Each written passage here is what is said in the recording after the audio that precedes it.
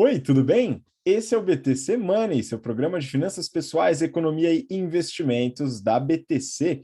Meu nome é Gustavo Habib, eu sou instrutor de negociação e comunicação, e no episódio de hoje falaremos sobre dívidas. Pois é, você que tem ou pensa em adquirir uma dívida, né? Que todo mundo fala que é ruim e tal, mas eventualmente é necessário, eventualmente pode até fazer sentido. Mas a gente tem que analisar com muita cautela. A gente vai comentar sobre dívidas imobiliárias, crédito imobiliário, o tal do home equity, falaremos sobre outras dívidas para pessoa física e também para pessoa jurídica.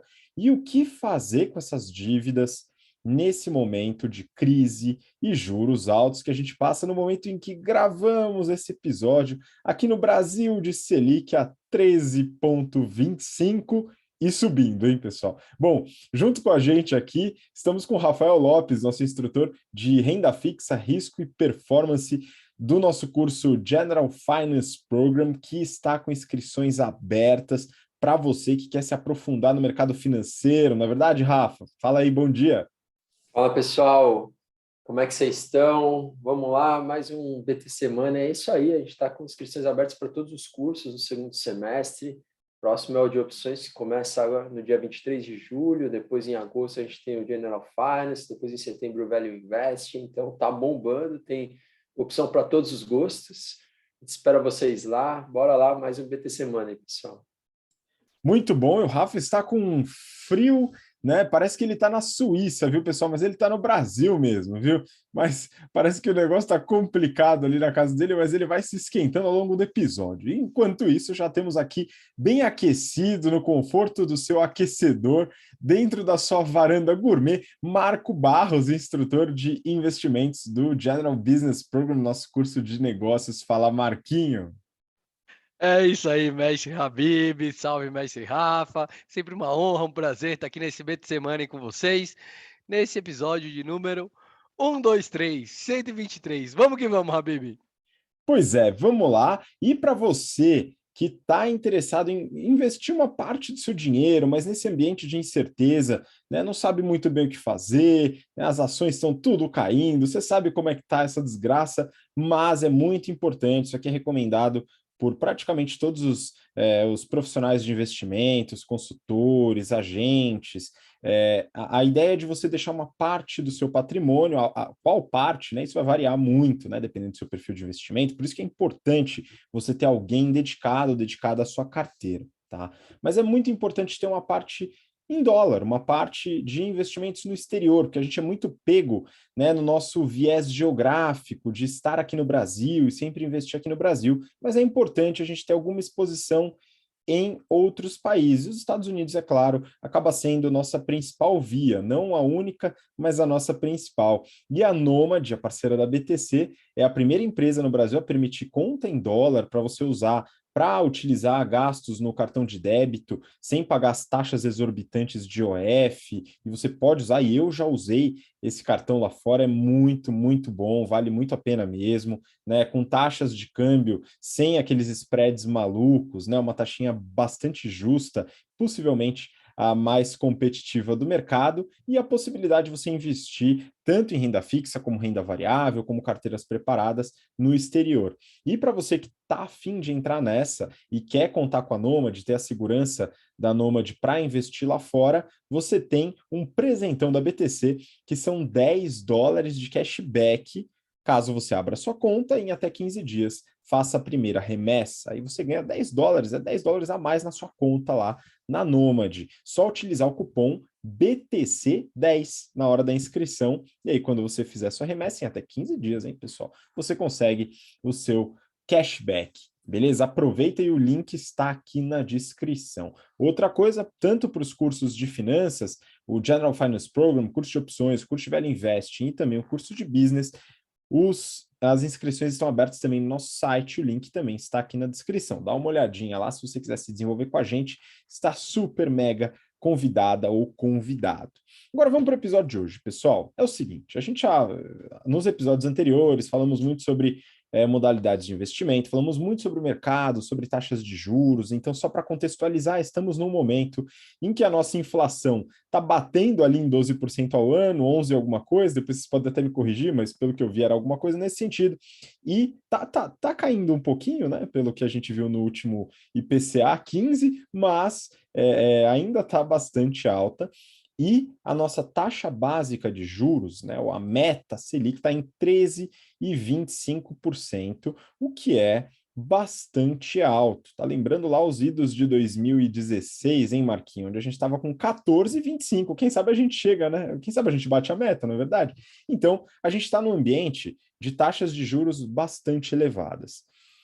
E muita gente tem uma dívida ou tem necessidade de fazer uma dívida, né?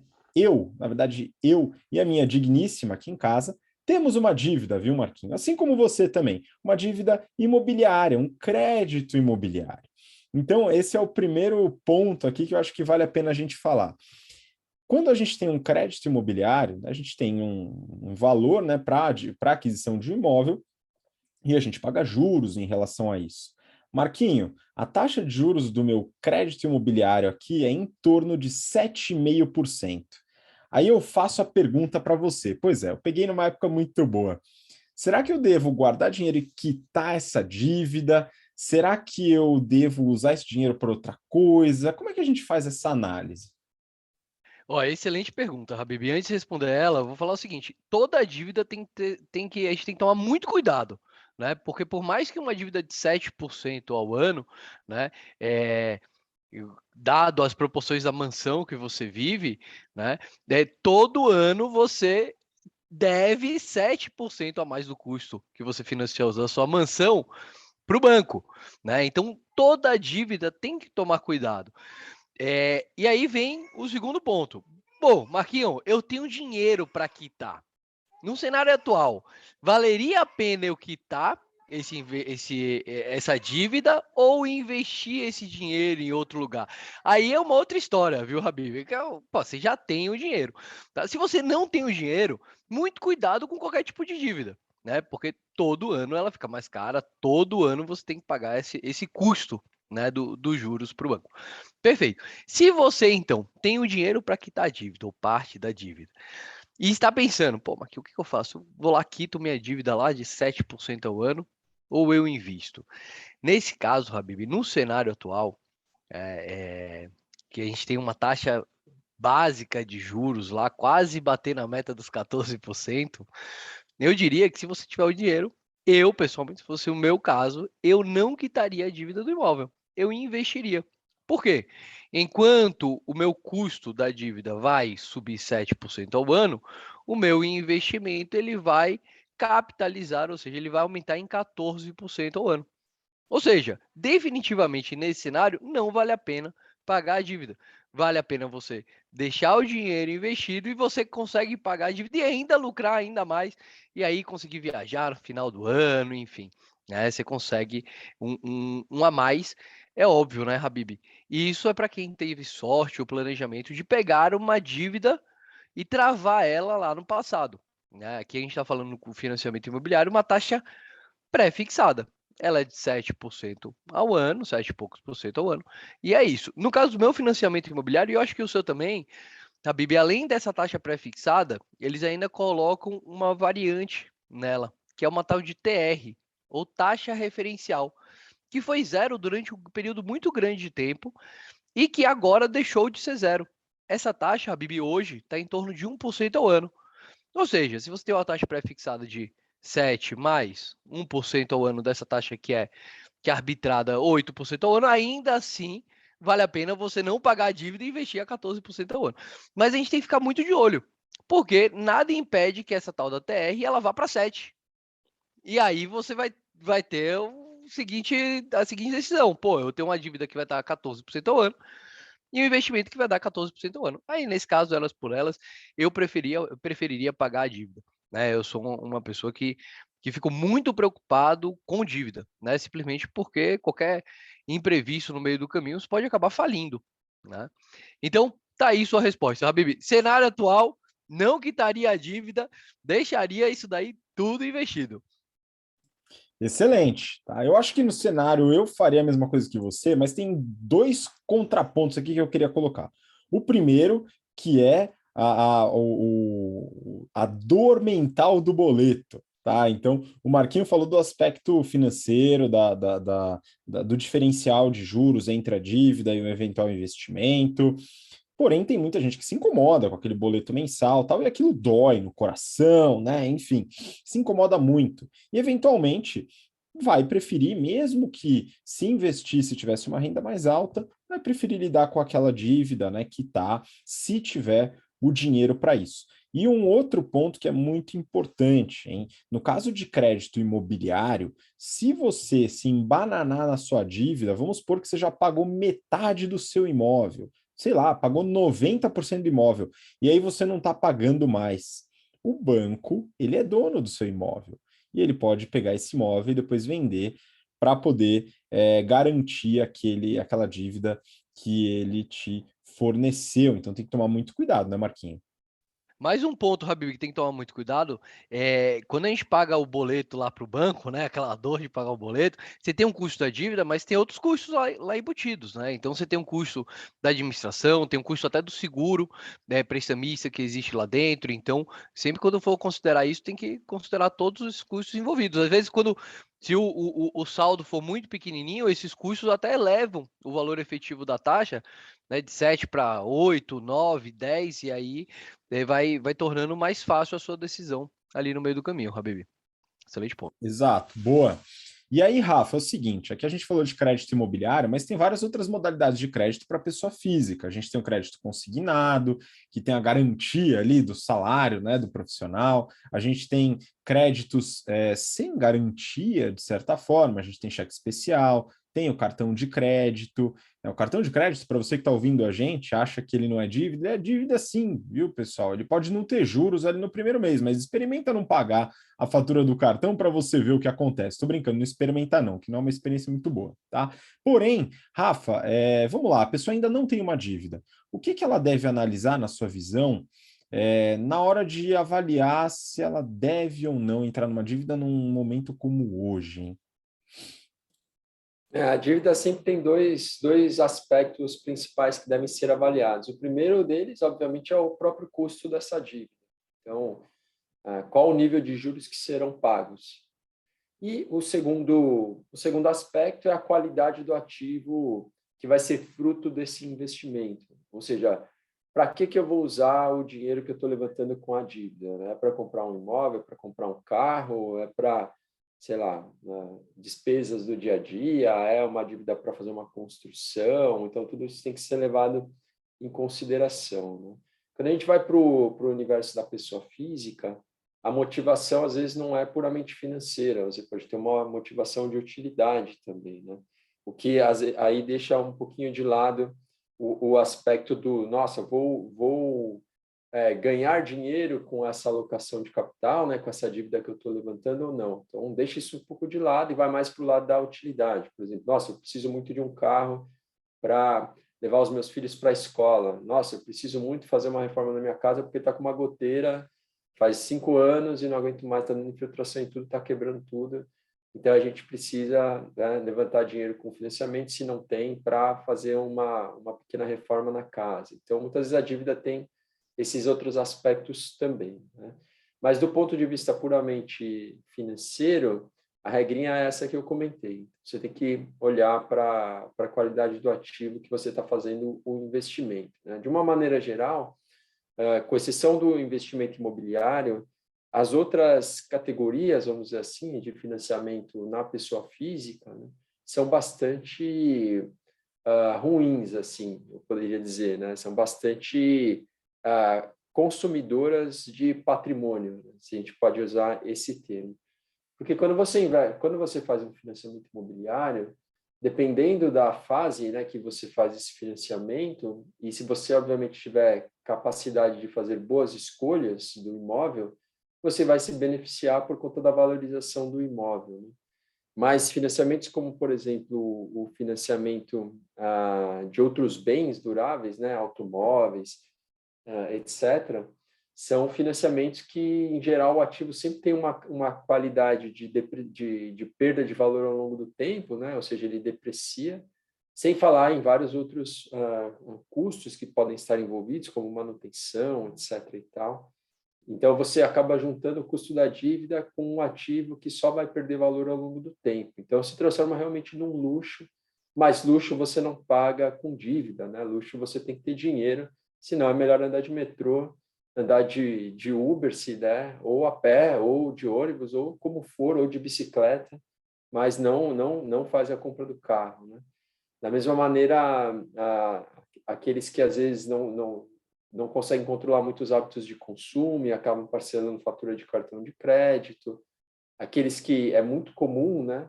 Giram um mês com orçamento muito apertado, então frequentemente ficam com a conta no negativo, e aí o banco te fala lá, dá os 10 diazinhos sem juros, mas aí sempre passa, e aí entra no cheque especial, começa a pagar uma fortuna, sem falar no IOF, que sempre incide, independente de ser 1, 2, 3, 5 dias, né?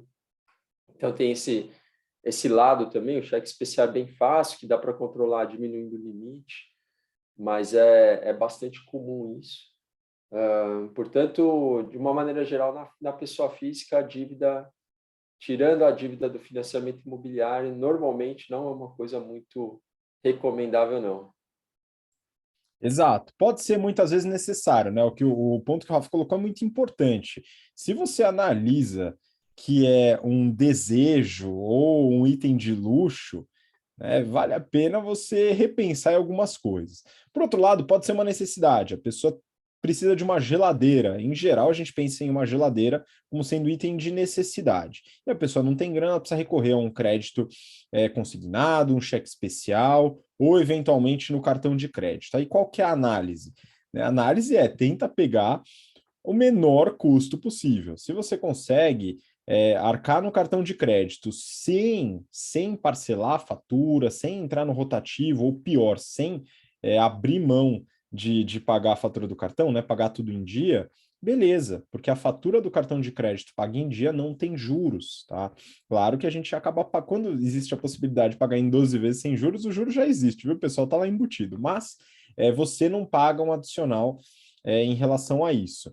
Porém, se não é essa a possibilidade, em geral, pegar o crédito mais barato e quitar assim que possível, né? Então, na minha visão, né, nesse tipo de dívida, pegar o dinheiro que sobrou e quitar essa dívida o mais rápido possível, porque, em geral, o custo dela é muito alto, até do consignado, que tem uma garantia maior do que o cheque especial, por exemplo. Tá? Mas cheque especial e cartão de crédito, quando entra no rotativo, o negócio é triste.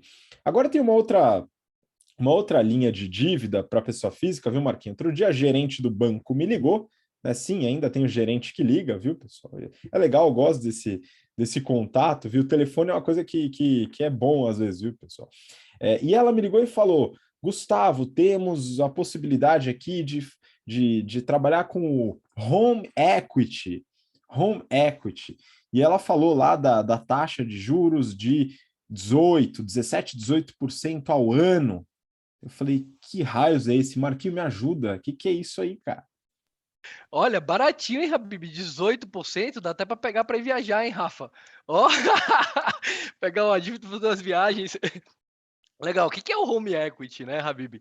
O home equity nada mais é do que um empréstimo na qual você dá como garantia o seu imóvel.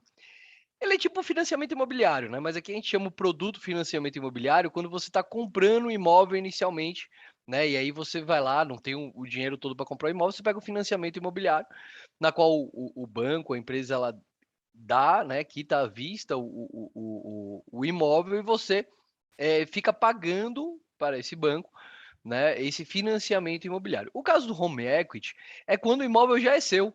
Habib. Então, o imóvel já é seu e você está precisando de grana, você faz a mesma estruturação financeira, ou seja, você dá a sua casa como garantia e pega um empréstimo dando como garantia esse imóvel. É um tipo de crédito que está borbulhando aqui no Brasil hoje em dia, né? Tem muita gente fazendo esse tipo de crédito, até porque, Habib, costuma ser um dos créditos mais baratos, né? Bom, imagina que você é um banco e você está emprestando dinheiro, né? Você pode emprestar dinheiro para uma pessoa que tem algum tipo de garantia e uma pessoa que não tem garantia nenhuma. Onde que você vai cobrar mais barato? Normalmente para a pessoa que dá alguma garantia. Então, normalmente, o financiamento dando como garantia, o imóvel, né, que está lá, ele é um dos mais baratos. Inclusive, nos Estados Unidos, é o principal tipo de crédito, é o crédito imobiliário, tipo home equity que a gente tem aqui no Brasil, que lá eles chamam de mortgage, né, a famosa hipoteca, né?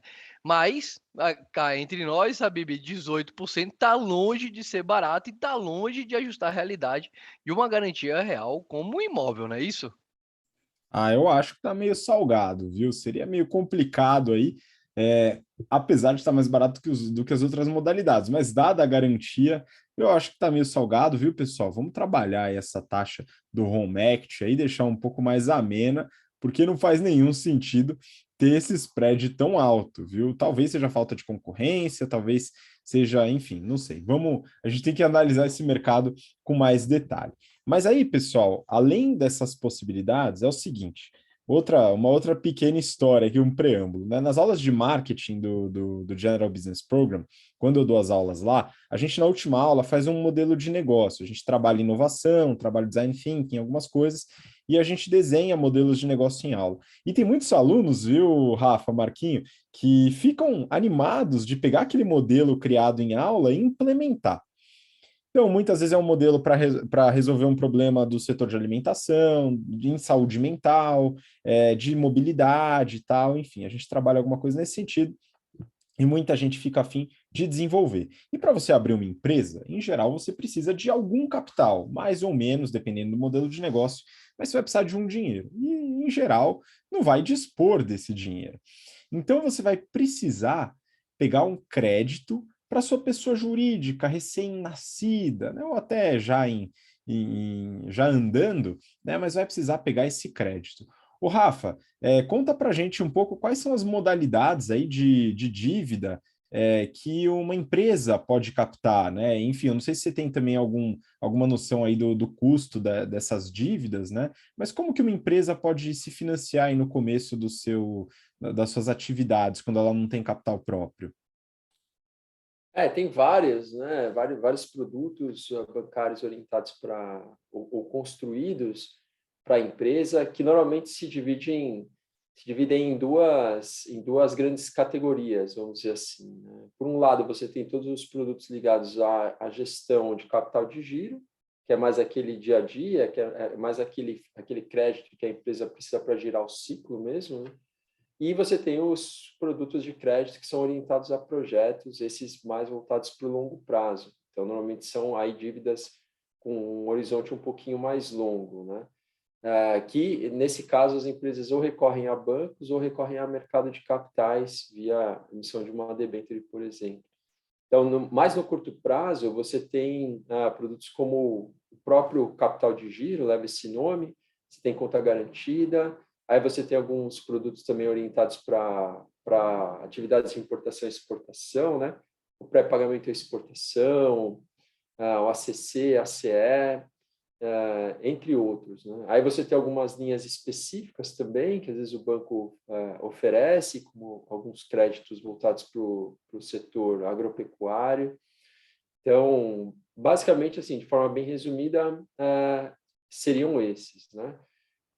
E aí as empresas, a gente sabe que gestão de dívida em empresa também é uma coisa que muitas vezes não é uma coisa trivial, né?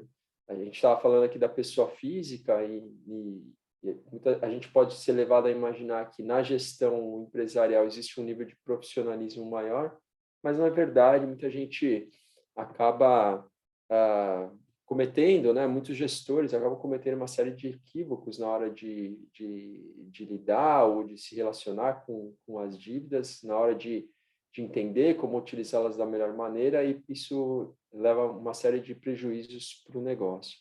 E tem um aspecto também que é bem relevante, que é você saber fazer uma análise, né, de research de ações de empresas em cenários também de alta ou queda nos juros, porque você precisa ter uma noção mais ou menos da dinâmica, né, de como esses cenários impactam o o endividamento das empresas e qual que é o impacto que isso tem sobre o equity. Portanto, entender também a dívida dentro de uma empresa, muitas vezes te ajuda a tomar uma decisão como investidor, né? No caso, como o poupador, que está alocando recurso na compra de ações. Então, também tem várias, acho que só os bons analistas de research efetivamente compreendem essas dinâmicas.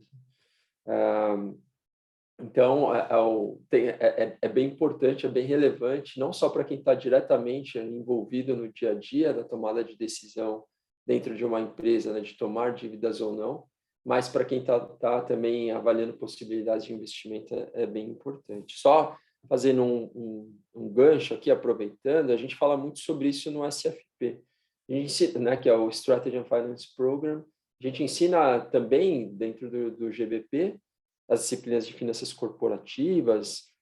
No SFP a gente se aprofunda, que é a Strategy and Finance, que é o curso que foi construído, né, para pegar esse público um pouquinho mais sênior, mas no SFP a gente desenha cenários e mostra diversas características, vamos dizer assim, de empresas e como cada uma dessas empresas se comporta em diferentes cenários de dívida, né? E aí você tem dívida pós, dívida pré, dívida IPCA, você tem comportamento de dívida em cenários de juros crescentes, em cenários de juros decrescentes, você tem comportamento, né, de dívida em cenários de alta inflação, de baixa inflação, enfim, tem uma série de combinações, é bem importante saber isso, seja você gestor, investidor ou um executivo dentro da empresa, porque, em geral, tem um impacto muito grande sobre geração de valor. Com certeza. Não, isso é muito importante, né, Rafa? Ainda bem, é bom que você falou do Strategy and Finance, né? E no GBP a gente também faz isso, que são as análises em relação ao retorno. Quando a gente pensa na empresa, um pouco diferente da pessoa física, em geral, a pessoa física vai fazer uma dívida para alguma necessidade. Ela pode até ter algum retorno, como o Rafa comentou, o imóvel se valorizou e tal, mas em geral nem é tanto o interesse, pelo menos quando pensa no imóvel para morar, né? Quando pensa no imóvel para investir, aí já é uma cabeça um pouco mais empresarial.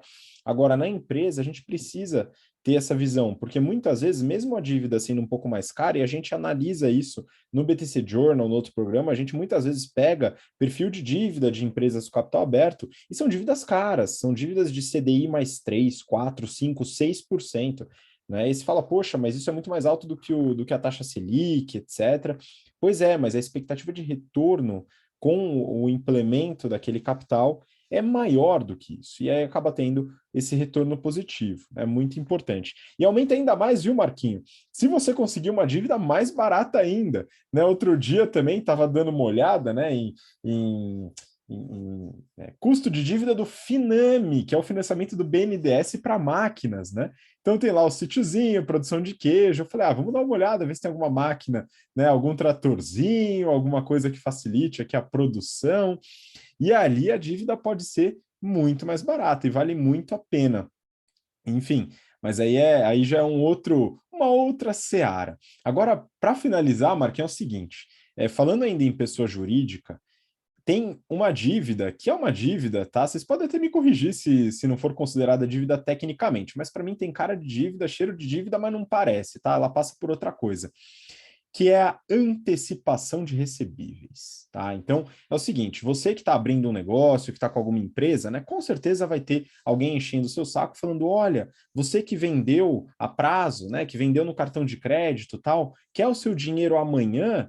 Então, pega seu dinheiro amanhã, tem uma taxa de 0,8, 1, 1,5, 2% ao mês para você antecipar esses recebíveis, por exemplo, do cartão de crédito, tá? Então, quando você tem um negócio e vende a prazo, vende no cartão de crédito, o natural é que você receba, depois de 30 dias, cada parcela, tá? Então, você vendeu em 12 vezes, você vai receber daqui 30 dias um dozeavos, depois daqui 60 dias mais um dozeavos, e assim vai até completar os 12 meses. Mas você pode, através de uma instituição financeira, fazer essa antecipação.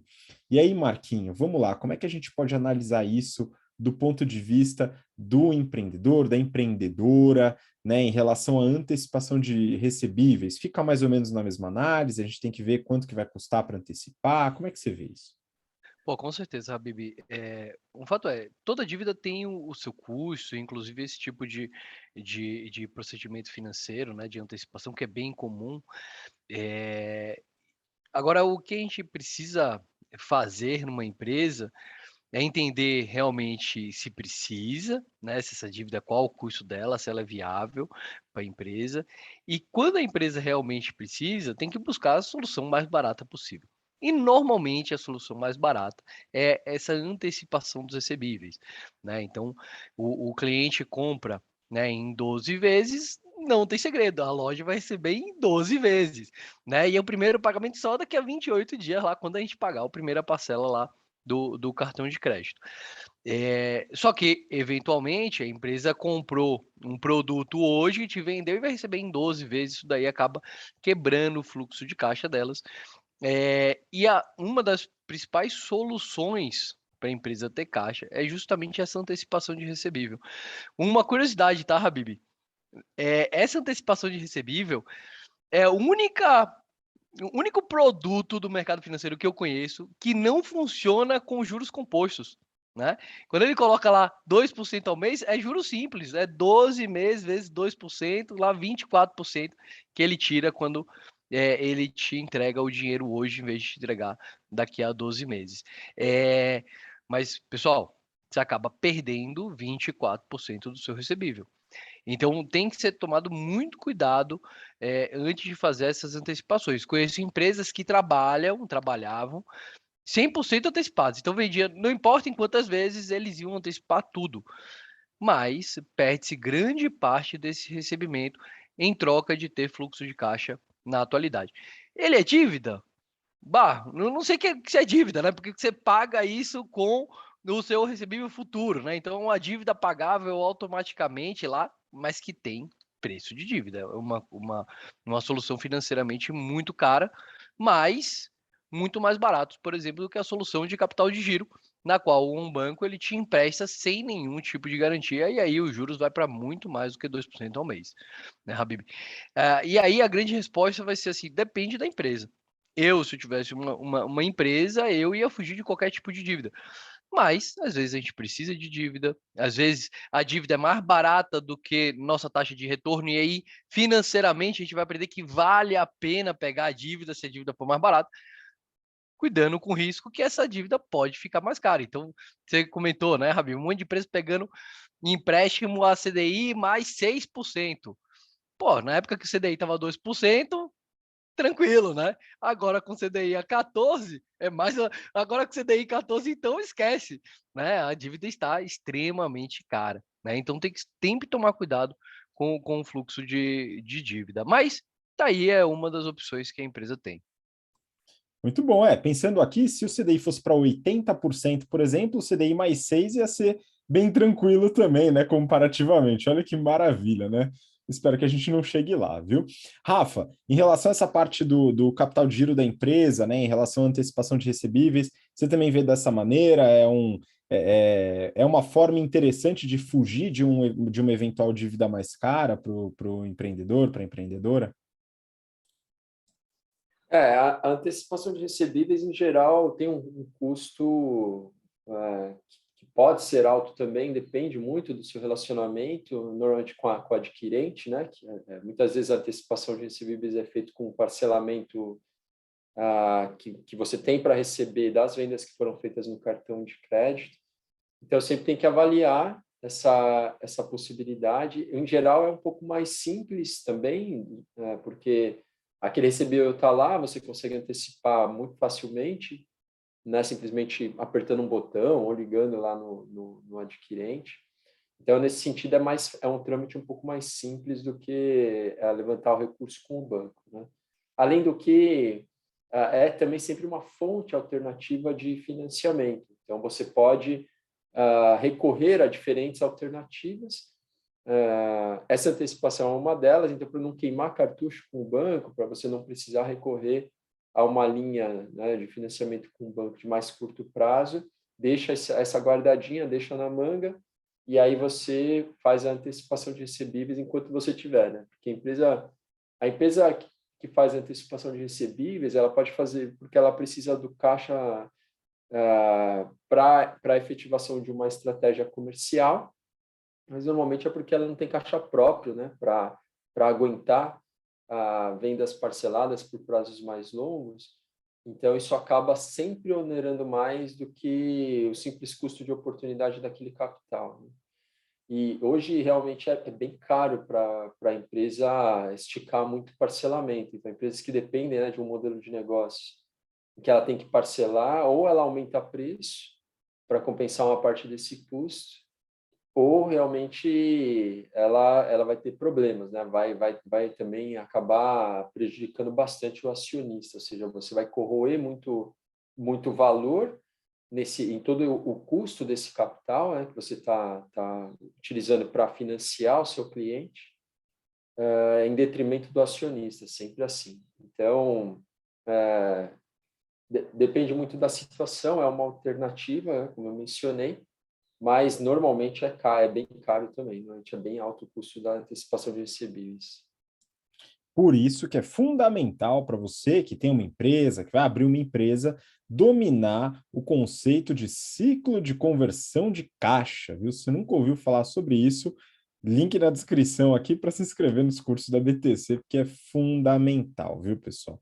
Bom, acho que a gente já falou bastante sobre dívida aqui, né, pessoal? Então, muito cuidado para você na sua estratégia, se for necessário, se for interessante, tem que tomar muito cuidado. Rafa, muito obrigado de novo pela participação, pela contribuição.